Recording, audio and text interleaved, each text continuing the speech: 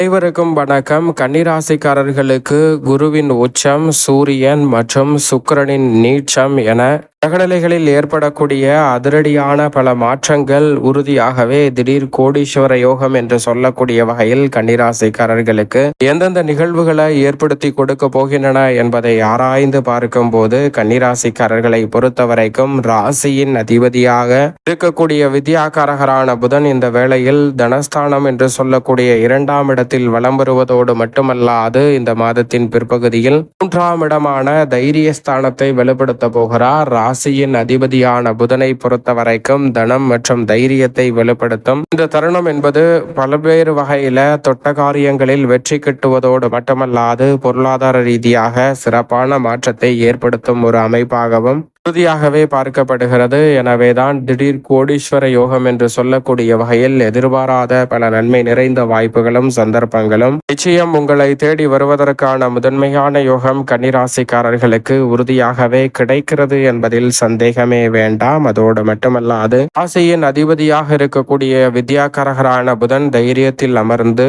9ஆம் இடமான பாக்கியஸ்தானத்தை பார்ப்பதால் பல வழிகளில் பண வரவிற்கான சாத்தியக்கூறுகள் நிறைவாக அதிகரிக்கும். நீங்கள் எதிர்பார்க்கக்கூடிய பல காரிய தடைகள், சிரமங்கள், சிக்கல்கள் போன்றவற்றை தவிர்ப்பதோடு மட்டுமல்லாது முன்னேற்றத்தையும் வளர்ச்சியையும் நிறைவாக மாற்றிக்கொள்ளக்கூடிய வகையில் அதிரடியான வாய்ப்புகளும் சந்தர்ப்பங்களும் இந்த வேளையில் நிச்சயமாக உங்களை தேடி வருகிறது. எனவே சரியாக இந்த தருணத்தை பயன்படுத்தி கொள்ளுங்கள். தவறவிடாமல் நுட்பமாகவும் நுணுக்கமாகவும் பயன்படுத்தி கொண்டால் எதிர்பார்ப்பதை காட்டிலும் மிக சிறப்பான வளர்ச்சியும் முன்னேற்ற வாய்ப்பும் இந்த தருணத்தில் உறுதியாகவே உங்களை தேடி வரும். பெரிய அளவில் இருக்கக்கூடிய காரிய தடை, சிரமம், சிக்கல் போன்றவற்றை தவிர்த்து முன்னேற்றமும் வளர்ச்சியும் உறுதியாகவே உருவாக்கி கொள்ளக்கூடிய வகையில் மிக சிறப்பான வாய்ப்புகளும் சந்தர்ப்பங்களும் இந்த வேளையில் உங்களை தேடி வருகிறது. எனவே தவறவிடாமல் இந்த தருணத்தை பயன்படுத்தி கொண்டால் கன்னிராசிக்காரர்களுக்கு மிகவும் சிறப்பான மாற்றம் உண்டு. மிகவும் வலுவாக குரு பகவான் பரிவிதமான நன்மையை ஏற்படுத்தி கொடுக்கக்கூடிய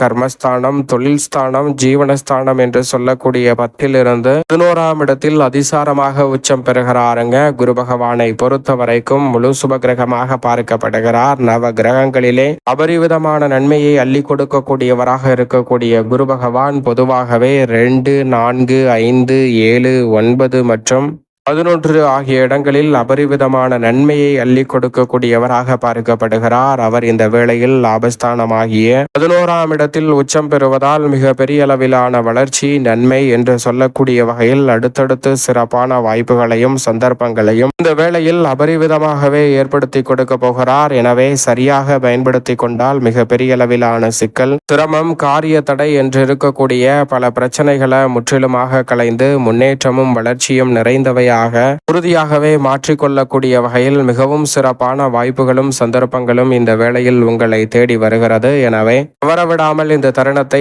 சரியாக பயன்படுத்தி கொள்ளுங்கள். குரு பகவான் லாபத்தில் அமருவதோடு மட்டுமல்லாது குரு பார்க்கின் கோடி நன்மை என்று சொல்லக்கூடிய வகையில் குருவின் பார்வையால் கன்னிராசிக்காரர்களுக்கு அபரிவிதமான வாய்ப்புகளும் சந்தர்ப்பங்களும் உண்டு. 3, 5, 7 ஆகிய இடங்களை பார்க்கிறாருங்க. வெற்றிக்கே உரித்தான 3ஆம் இடத்தை பார்ப்பதால் அந்த ஒரு காரியத்தை கையில் எடுத்தாலும் உறுதியாகவே கன்னிராசிக்காரர்களுக்கு வெற்றி கிட்டும். உச்சம் பெற்ற அமைப்பில் தைரியத்தை பார்ப்பதால் துணிச்சலும் தைரியமும் அதிகரிப்பதோடு மட்டுமல்லாது சகோதர சகோதரிகள் வழியில் ஒற்றுமை பிறக்கும் தருணமாகவும் பார்க்கப்படுகிறது. பூர்வ புண்ணியஸ்தானமாகிய 5ஆம் இடத்தை பார்ப்பதால் பூர்வீக சொத்துக்கள் ரீதியான பல பிரச்சனைகள் நீங்கி திடீர் கோடீஸ்வர யோகம் என்று சொல்லக்கூடிய வகையில் மிகவும் அற்புதமான வாய்ப்புகளும் சந்தர்ப்பங்களும் இந்த வேளையில் நிறைவாகவே உங்களை தேடி வருகிறது. நீண்ட நாட்களாக இருக்கக்கூடிய பெரிய அளவிலான பிரச்சனைகள் உள்ளிட்டவற்றை தவிடுபடியாக்கி முன்னேற்றம் நிறைந்தவையாக மாற்றிக்கொள்ளக்கூடிய நல்ல வாய்ப்பும் சந்தர்ப்பமும் உறுதியாகவே உங்களை தேடி வருகிறது. எனவே சரியாக இந்த தருணத்தை பயன்படுத்தி கொள்ளுங்கள். அதோடு மட்டுமல்லாது சப்தமஸ்தானம் என்று சொல்லக்கூடிய 7ஆம் இடத்தையும் பார்க்கிறாருங்க. எனவே எதிர்பார்ப்புகள் எதுவாக இருந்தாலும் எளிதில் பூர்த்தியாகும் சிறப்பான அற்புதமான தருணமாக இந்த வேலை அமைய போகிறது. எனவே எதிர்பார்ப்புகள் பூர்த்தியாவதோடு மட்டுமல்லாது நினைத்த காரியத்தை நினைத்த மாத்திரமே செய்து முடிக்கக்கூடிய வகையில் மிக சிறப்பான வாய்ப்புகளும் சந்தர்ப்பங்களும் உறுதியாகவே அபரிவிதமாக கிடைக்கும் அற்புதமான தருணமாக இந்த தருணம் அமைந்திருக்கிறது. சரியாக பயன்படுத்திக் கொள்ளுங்கள். அதோடு மட்டுமல்லாது இந்த வேளையில் நீங்கள் நினைப்பதை காட்டிலும் சப்தமஸ்தானத்தில் சனி வக்ரம் பெற்றிருக்கிறார். சனி வக்ரம் என்பது உத்தியோகம், தொழில் ரீதியான சிறப்பான வாய்ப்புகளையும் சந்தர்ப்பங்களையும் கன்னிராசிக்காரர்களுக்கு ஏற்படுத்தி கொடுக்கிறது. கன்னிராசிக்காரர்கள் நினைப்பதை காட்டிலும் பல நெருக்கடிகள், சிரமங்கள் போன்றவற்றை தவிர்த்து தங்களுடைய வாழ்வில் இனிமையும் முன்னேற்றமும் நிறைவாக உருவாக்கி கொள்ளக்கூடிய சந்தர்ப்பத்தை ஏற்படுத்தி கொடுக்கிறார். சனி வக்ரம் பெற்றிருப்பது கண்டச்சனியாக வக்ரம் பெற்றிருப்பதால் உறுதியாகவே உத்தியோகம், தொழில் ரீதியாக இருக்கக்கூடிய தேவையற்ற சிரமங்களும் சிக்கல்களும் விலகும். உங்கள் மீது இருக்கக்கூடிய வீண் பழி நீங்குவதோடு மிக சிறப்பாக செயல்படுவதற்கான நல்ல வாய்ப்பும் சந்தர்ப்பமும் அபரிவிதமாக உங்களை தேடி வரக்கூடிய மிகவும் சிறப்பான ஒரு தருணமாக நிச்சயமாக அமைந்திருக்கிறது என்பதில் சந்தேகமே இல்லை.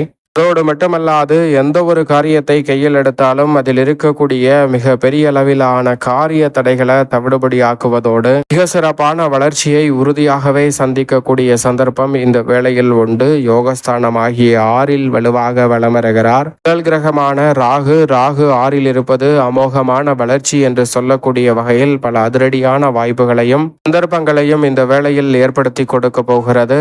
பல்வேறு வகையான தடை தாமதங்கள் நீங்குவதோடு சிறப்பான வளர்ச்சியையும் முன்னேற்றத்தையும் உத்தியோகம், தொழில் ரீதியான பணிகளில் சந்திக்கக்கூடிய நல்ல சந்தர்ப்பம் நிச்சயமாக நிழல் கிரகமான ராகுவின் அமைப்பால் கன்னிராசிக்காரர்களாகிய உங்களுக்கு எவ்விதமான தடையுமின்றி எளிதில் கிடைக்கும் சிறப்பான தருணமாக உறுதியாகவே பார்க்கப்படுகிறது. விரயஸ்தானமாகிய 12ஆம் இடத்தில் மோட்சக்காரகரான கேது வளமருகிறாருங்க. வீண் விரய செலவுகளை தவிர்க்கக்கூடிய சந்தர்ப்பத்தை ஏற்படுத்தி கொடுப்பதோடு மட்டுமல்லாது இந்த வேளையில் எந்த ஒரு காரியத்தை கையில் எடுத்தாலும் அதில் இருக்கக்கூடிய சிக்கல், சிரமங்களை நீக்கி நன்மை நிறைந்தவையாக உறுதியாகவே கேது மாற்றி கொடுப்பார். வீண் விரயங்கள் கட்டுக்குள் இருப்பதோடு ஆரோக்கிய தொல்லைகள் உள்ளிட்டவற்றை கட்டுப்படுத்துவதற்கான சந்தர்ப்பம் கேதுவின் அமைப்பால் உறுதியாகவே உண்டு. ராகு அமோகமான யோகத்தை ஏற்படுத்துவதால் அனைத்திலும் உறுதியாக கன்னிராசிக்காரர்களுக்கு நிறைந்த வளர்ச்சி கிடைக்கும்.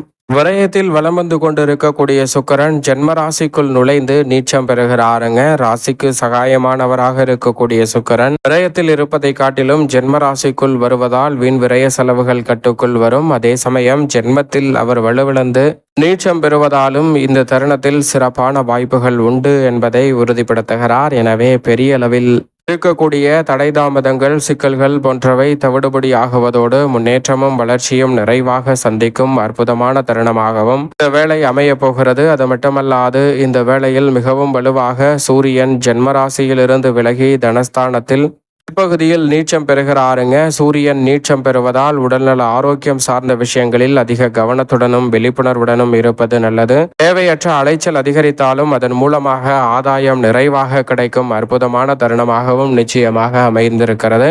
கிருஷ்ண கிரகமாக இருக்கக்கூடிய சூரியன் இந்த தருணத்தில் நீச்சம் பெறுவதால் உடல்நலம் சார்ந்த விஷயங்களில் சற்று கூடுதல் கவனத்துடன் இருப்பது நல்லது.